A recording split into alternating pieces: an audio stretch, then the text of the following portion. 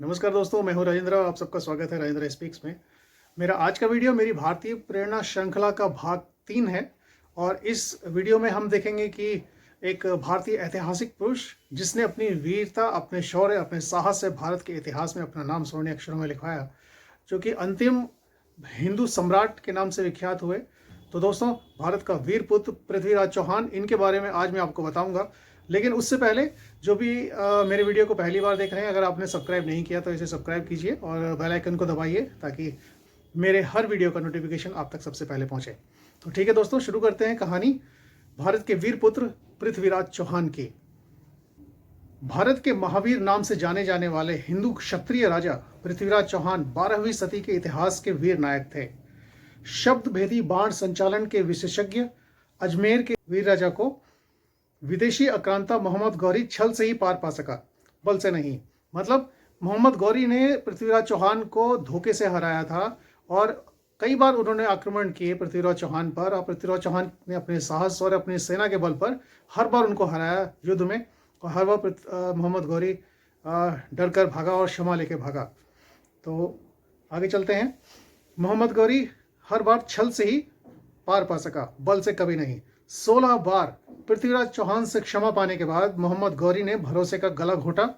मोहम्मद गौरी को पृथ्वीराज चौहान द्वारा दी गई दया की भीख हिंदुस्तान के इतिहास पर हमेशा हमेशा के लिए भारी पड़ गई। दोस्तों, मोहम्मद गौरी को पृथ्वीराज चौहान ने क्षमा किया युद्ध भूमि में। मोहम्मद गौरी को उसकी सेना ने हराया, उसको बंदी बनाया, पृथ्वीराज चौहान के सामने उसको लेकर आए। तो मोहम्मद गौरी ने भीख मांगी अपनी जान की कि मुझे माफ़ कर दीजिए, मैं कभी वापस दिल्ली पर आक्रमण नहीं करूंगा, कभी हिंदुस्तान की तरफ नहीं देखूंगा। और उसने ये भी कहा कि मैं अल्लाह की कसम खाता हूँ, कुरान पाक की कसम खाता हूँ, मैं एक सच्चा मुसलमान हूँ और कभी दोबारा नहीं आऊँगा, दोबारा आक्रमण नहीं करूँगा। उसकी इन्हीं सब बातों को सुनकर पृथ्वीराज चौहान का दिल पिघल गया दोस्तों, और उन्होंने उसको क्षमा किया। और यही गलती भारत को इतिहास में बहुत भारी पड़ी। कैसे, देखिए। भारत के इतिहास का एक गौरवपूर्ण नाम है पृथ्वीराज चौहान। यह क्षत्रिय महारथी जितना परमवीर था उतना ही दयालु और क्षमाशील था, जिसने अपने पराक्रम से हिंदुस्तान के गौरव में बेहिसाब इजाफा किया, लेकिन हाथ आए शत्रु के साथ दया करने की भूल भी कर दी। शत्रु पर दया की यह भूल हिंदुस्तान के इतिहास पर भारी पड़ गई। वो योद्धा और कोई नहीं बल्कि दिल्ली की गद्दी के आखिरी हिंदू सम्राट पृथ्वीराज चौहान हैं। पृथ्वीराज चौहान वंश के तृतीय राजा थे। इनको पृथ्वीराज तृतीय भी कहते हैं। ये बहुमुखी प्रतिभा के धनी थे। पृथ्वीराज तृतीय को देश पृथ्वीराज चौहान के नाम से जानता है। पराक्रम और साहस जिनके हथियार थे, दया करुणा जिनके श्रृंगार। पृथ्वीराज चौहान का जन्म 1166 ईस्वी में माना जाता है। पिता सोमेश्वर चौहान अजमेर के राजा थे। पृथ्वीराज की मां महारानी कपूरा देवी स्वयं एक वीरांगना थी। जयानक नाम के कश्मीरी कवि द्वारा रचित पृथ्वीराज विजय महाकाव्य में लिखा है कि उन्हें 6 भाषाओं का अच्छा ज्ञान था। चंद्रबरदाई के लिखे मशहूर महाकाव्य पृथ्वीराज रासो के मुताबिक पृथ्वीराज चौहान को गणित, मेडिसिन, इतिहास, युद्ध नीति, दर्शन शास्त्र, ब्रह्म विद्या और पेंटिंग्स में भी महारत हासिल थी। हालांकि उनका सबसे अनूठा कौशल था शब्द भेदी बाण चलाना, यानी सिर्फ आवाज सुनकर अचूक निशाना लगाना। मतलब पृथ्वीराज चौहान सिर्फ आवाज, आंखों पर पट्टी लगाकर युद्ध अभ्यास करते थे कि सिर्फ आवाज सुनकर उस पर बाण चलाना। एकदम अचूक निशाना था उनका कि सिर्फ आवाज सुनकर वो अपना निशाना साध सकते थे। इसमें महारत हासिल थी पृथ्वीराज चौहान को। नन्ही आयु में उन्होंने अपना साम्राज्य संभाला। जिस शख्सियत को इतिहास के पन्नों में अमर होना होता है, विधाता उसकी राह में शुरुआती जिंदगी से ही बेशुमार कांटे बिखेर देता है। पृथ्वीराज चौहान जब महज 11 साल के थे, उनके पिता महाराज सोमेश्वर चौहान की मृत्यु हो गई। इस नन्ही सी उम्र में ही उन्हें इतने बड़े साम्राज्य की जिम्मेदारी संभालनी पड़ी और सारी की सारी जिम्मेदारी उनके सर पर आ गई। और 11 साल की उम्र में उनका राज्याभिषेक हुआ और वो अजमेर के राजा बने। माँ कपूरा देवी ने अपने वीर सपूत के राजकाज में पूरी मदद की। मंत्रिपरिषद के गठन से लेकर कूटनीति और साम्राज्य के विस्तार तक में पृथ्वीराज को सबसे पहले चुनौती घर के भीतर से ही मिली। आज के गुरुग्राम और तब के गुड़ापुर की जागीरदारी संभाल रहे चचेरे भाई नागार्जुन ने पृथ्वीराज चौहान के राज्याभिषेक से नाराज होकर बगावत कर दी दोस्तों। लेकिन पृथ्वीराज ने इस बगावत को अपने सैन्य कौशल से कुचल दिया। उन्होंने इसको अपने चचेरे भाई को हराया और इस बगावत को निष्फल किया। पृथ्वीराज के नाना तोमर वंश के अनंग देव का तब दिल्ली पर आधिपत्य था। उनके नाना दिल्ली के सम्राट थे। उनका कोई वारिस नहीं था। अपने नवासिक युद्ध कौशल और राजकाज से प्रभावित होकर अनंगदेव ने पृथ्वीराज को दिल्ली का साम्राज्य सौंप दिया। मतलब उनके नाना जी का कोई वारिस नहीं था। जब उन्होंने देखा कि उनका नवासा इतना बहादुर, इतना सैन्य संचालन जानता है और अब राज्य संभाल रहा है अजमेर का, तो उन्होंने अपना दिल्ली का राज्य भी उन्हें सौंप दिया और उनको अपना उत्तराधिकारी बनाया। उसके बाद पृथ्वीराज ने आसपास के छोटे राज्यों को फतेह कर अपने अधीन कर लिया। 1182 में तब के जेजाक भुक्ति के राजा परमर्दिदेव को हराकर अपने साम्राज्य के अधीन कर लिया। आज का बुंदेलखंड ही तब जेजाक भुक्ति के नाम से जाना जाता था। इस युद्ध में कन्नौज के राजा जयचंद्र ने परमर्दिदेव का साथ दिया था, लिहाजा पृथ्वीराज ने कन्नौज पर भी धावा बोला और इस दिन से कन्नौज का राजा जयचंद, जिसका नाम आपने सुना होगा, वो पृथ्वीराज का दुश्मन हो गया और उससे जलने लगा। अपने साम्राज्य का विस्तार करते हुए पृथ्वीराज चौहान ने गुजरात के चालुक्य शासक भीम प्रथम को भी परास्त किया। इतिहास का ये गजब का इत्तेफाक है दोस्तों कि 1177 में पृथ्वीराज चौहान के राज्याभिषेक से 4 साल पहले 1173 में मोहम्मद शाहबुद्दीन गौरी गजनी का सुल्तान बना। जिन वर्षों में भारतवर्ष के अंदर पृथ्वीराज अपने अजय अभियान पर थे, उसी दौरान मोहम्मद गौरी अफगानिस्तान और उसके आसपास के क्षेत्रों को जीतने में जुटा था। 1186 में लाहौर जीतकर गौरी ने सियालकोट के किले पर कब्जा कर लिया।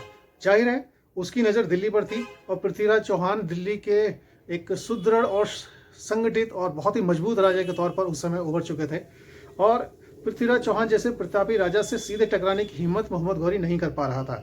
लिहाजा उसने अपनी सैन्य शक्ति बढ़ानी शुरू कर दी।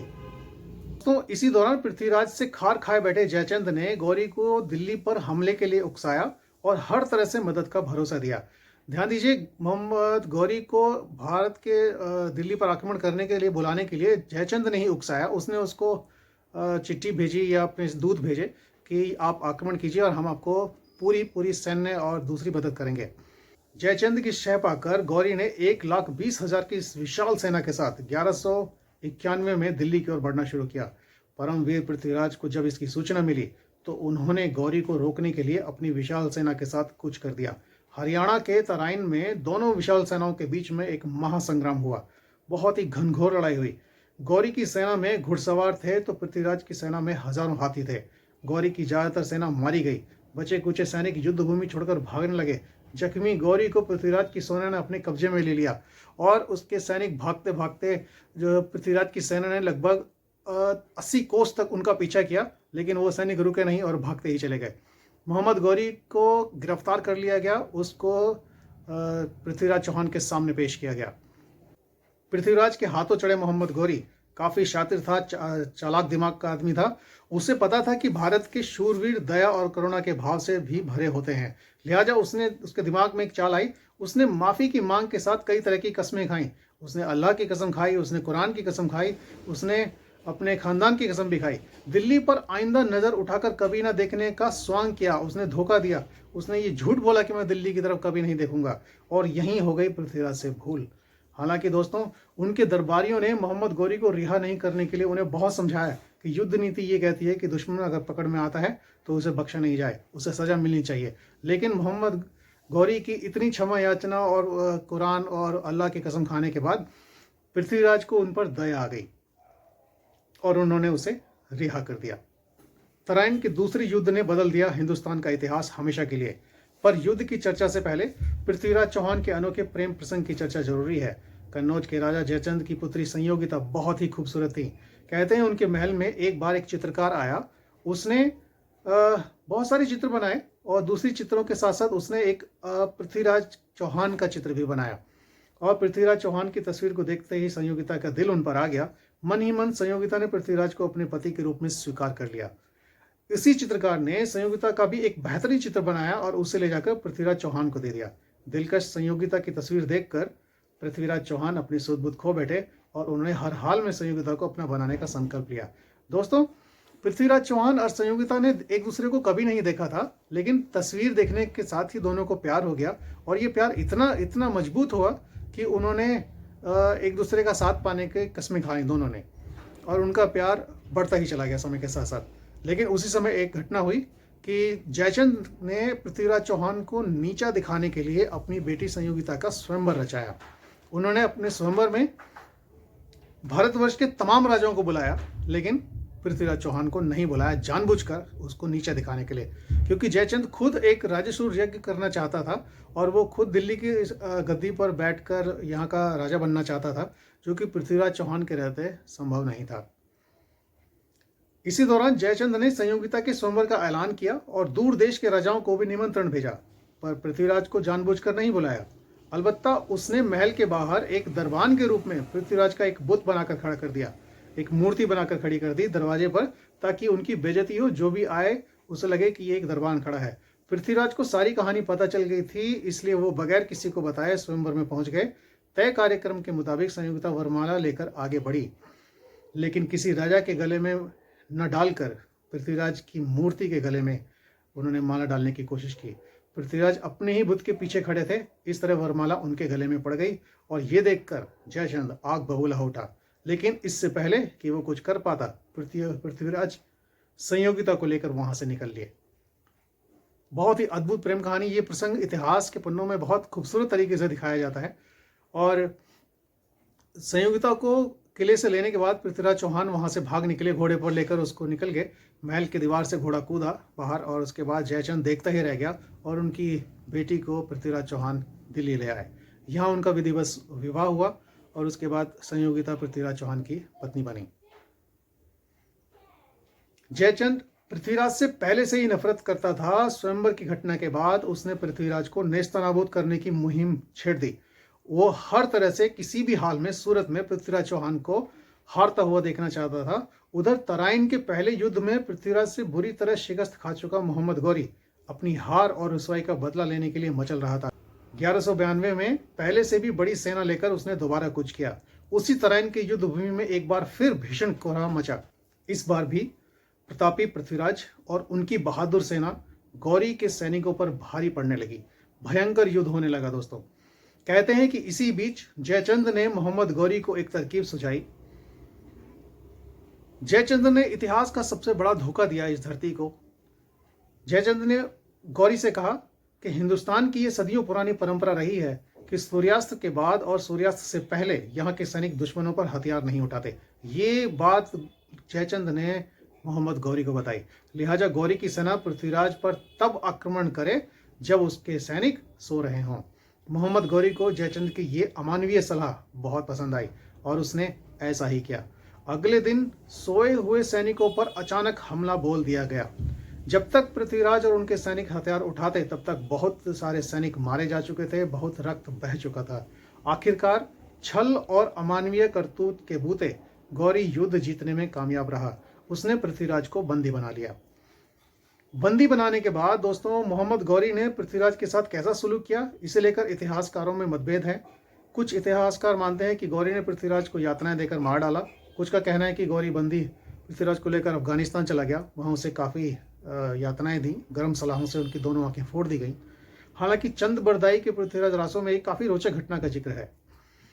चंद बरदाई पृथ्वीराज के बचपन के दोस्त थे, एक कवि थे, उनके दरबार में रहते थे, पृथ्वीराज के बाल सखा थे और उनसे मिलने वो अफगानिस्तान गए।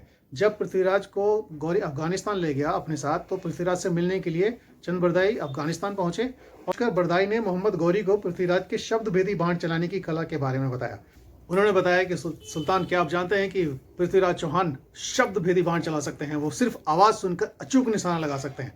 ऐसी बात गौरी ने पहले कभी नहीं सुनी थी। उसे ये सुनकर बहुत आश्चर्य हुआ कि ऐसा कैसे हो सकता है कि कोई आदमी आंखों पर पट्टी लगाकर और सिर्फ आवाज सुनकर ही एक अचूक निशाना लगा सके।